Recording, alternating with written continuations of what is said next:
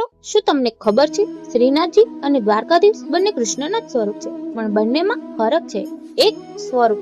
શ્રીનાથજી એ પ્રભુનું 7 વર્ષના બાળકનું રૂપ છે, જ્યારે દ્વારકાધીશ એ રાજા ધીરાજ સ્વરૂપ છે. 2, પ્રાગટ્ય.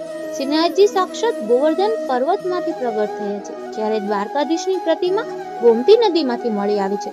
3, હાથ. શ્રીનાથજીને 2 હાથ છે, જેમાં ડાબા હાથની પર ગોવર્ધન પર્વત ધારણ કરેલો છે, જ્યારે દ્વારકાધીશ ચતુર્ભુજ વિષ્ણુ સ્વરૂપ છે, જેના હાથમાં શંખ, ચક્ર, ગદા અને પદ્મ છે.